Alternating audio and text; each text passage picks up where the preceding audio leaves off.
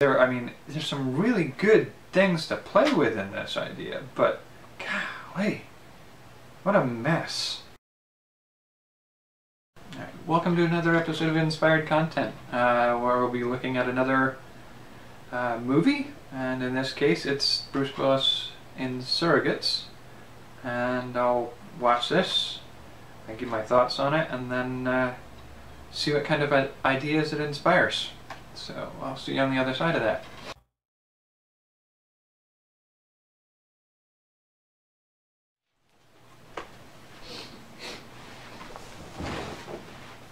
Alright. Surrogates, the movie with Bruce Willis. I'm almost angry at this movie. This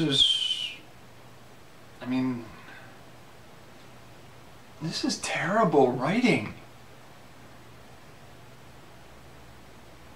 You've literally just created the modern world. Nothing else is different, except for the fact that we all have the ability to sit in a chair and plug ourselves into remote-controlled androids and gynoids that we can walk around a city. You don't think the technology that gets us from here to there would affect a few other things? And the other aspect of this that really kind of angers me is the main character starts out as a character who already dislikes some aspects and sees the world as slightly dystopian because of this technology. And he doesn't grow any as a character. He just gets to the end and affirms what he feels about it all and enforces that feeling on other people. So he gets what he wants, and to heck with everybody else. And an expansion on that problem is, the wife, she's not developed as a character. She's just the thing for him to impose his will on and get at the end. It's just so much just poorly put together. There's some beautiful gems of ideas in there, and I just think they're sloppily handled. Alright, so yeah, I'm going to probably rate this movie as a 3.2 out of a 7.1. I really didn't care for it. It sucks, because there's some really good things to play with in this idea, but golly, what a mess. Alright, so ideas for expanding it further, or altering it, or using it in a way that makes sense. Starting with prosthetics and non-human forms. There's this sort of homocentric idea that we will continue to look human, as if it's the most efficient form for anything. Digit-grade feet would be probably far more effective for high-speed runners if they wanted to do that. People with 4 arms and no legs would be more efficient at doing certain things. If you're interested in doing those things and those things are important to you, you should see an explosion of technology that enables people to assume so many different forms that it would be like an episode of Star Wars, or a movie of Star Wars, or an episode of Star Trek. The diversity of forms should be amazing when you have the ability to plug into a form that doesn't have to look like you. And, if you're disabled and you've lost a limb, why wouldn't you be able to build a surrogate's arm and attach it to the nervous system? You're essentially plugging something into your eyes and the back of your head and piloting an entire body. There's no reason why you can't plug into one set of nerve systems and attach a limb. It's just, if you've got the technology, why wouldn't you do these things? Why wouldn't these be intermediate steps or coexisting technologies? It just doesn't make any sense. Yeah, this movie does piss me off a little bit. Alright, if you really want to expand on that idea, the next idea would be to I mean, why would you drive a car when you can be the car? I mean, if you can be a car or a plane or a helicopter, why would you plug a robot body into a seat made for a human being when you can just plug into your chair back home? I mean, we do it with drones already. Military drones are piloted by people who are nowhere near them. Why would you pilot a car with a person? It's not needed. Why would you have to drive anywhere when you can just plug into a surrogate in another location? I just don't get it.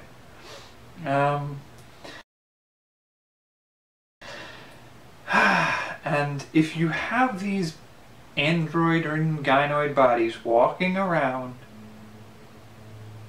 why? I mean, just plugging in an AI from a simple video game into one of those bodies, you could get a reasonably functional butler or a bartender. Why weren't there any robots?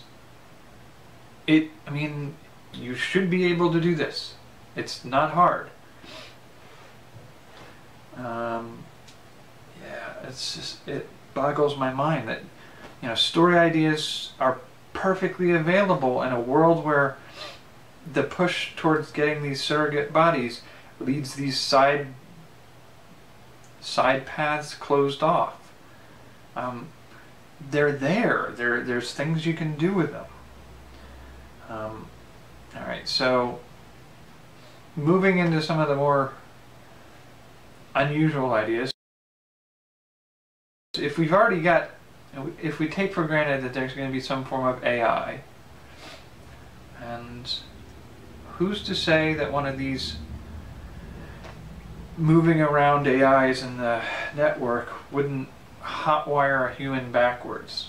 I mean, seriously, if you can get an AI plugged into an android body, and you can get humans plugged into an android body, what happens when you try to plug a human into a body inhabited by an AI? Could the AI then walk back on the network and pilot a human body? You can tell a pretty decent, you know, imposter identity theft story idea like that, where there's a sort of a body hopping AI that's taking over human bodies. And what's the consequence of something like that? And, you know, some of the other things you can do with this would be number 5. I can see something to the effect of mandatory experiences in the bodies of people other than yourselves to get experience in how they live their lives and how to just instill some empathy. I mean, the idea that somebody's ethnicity or gender or disability make them so alien to the rest of us that we treat them as if they're inhuman things.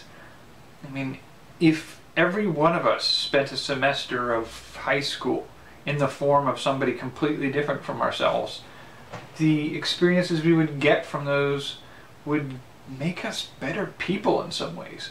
But by the same token, making something like that mandatory, you at the same time have to, because there will be people who want nothing to do that and will still continue to believe it's their right to be able to treat other people like crap. And if that's the case, you're going to have to install some kind of laws or requirement that everybody spends some time with somebody else. And doing that is sort of dystopian. It has to go bad. There's no way you can do that and not have problems come from it. I see as a possibility of using this as a gimmick in a story that enables you to have an Amazon tribe in the future, where, yes, they're all women in their surrogates, and you can play a little bit with the idea of how the ideal form of the human female form gets changed by the fact that they all have to live in them and that they're all female. And what that means for the effect of things and what that means for human relations and cultural identity. I mean, if some young man is born into a nation of Amazons and within the first few years of his life is put into a position where he has to pick his surrogate to become a member of the society, what does that do to a person? How do they feel separated from that aspect of themselves, to sort of have that form imposed? All right, and number whatever. For me, one of the things that gets me about this is like they have this, you know, a virus is what's killing people out there. It's like, it's sloppy writing and techno-illiterate bullcrap. And, you know, you could say, well, the virus doesn't actually disable the bodies, it just disables the safety measure. Yeah, just like my, you know, Blender cod piece is perfectly safe as long as that little piece of code that prevents it from turning on is there. Why would you build a network and systems that are inherently dangerous to human beings and then just make the difference between killing them all and safe one little slip of code that you can write out and erase? You don't build systems that are inherently dangerous and then slipshod a jerry-rigged system together to protect you from them. But that aside, you have an idea that, you know, yes, you have these androids and gynoids, and if you want robots and people piloting vehicles remotely and prosthetics and non-human forms, if you have all this out there, you have to imagine that somewhere, some kit basher and hobbyist in a garage is going to have setups that are not part of the main network. That they might be hardwired into the chair. So he's got these tethered bodies that he uses to build things in his garage. He's got these giant robots that he pilots with wires to the back of the chair, and he uses it to lift up his vehicle so he can work on the underside of it. Just hackers and makers and hobbyists and tinkerers, they're going to take this stuff apart and just go crazy with it. You could have entire systems where like a hacker will have tried to experiment with what it might be like to pilot more than one buddy at the same time. Some hive mind person surrounded by a hive of things on a private network that's not hooked up to the larger network and isn't vulnerable to whatever's happening out there. You're going to have chop shops, and it just so many potential ideas that are just kind of left alone and not touched and not even imagined. It's a mine, just an absolute mine of ideas, and they're left dead. I mean, they just, the story focuses so much on that one over-exaggerated attempt to tell the moral story of we need to connect with each other, we can't be trapped inside our own homes, and communicating with each other through proxies. It's heavy-handed, it's not logically sound, and it's over-moralizing the... Yeah, it's just... It was a mess. Alright. The editing of this one will be interesting, because... Yeah, alright, so... Hopefully we got some ideas that we can play with and forget this movie exists and do something better with it. See you next time. Golly.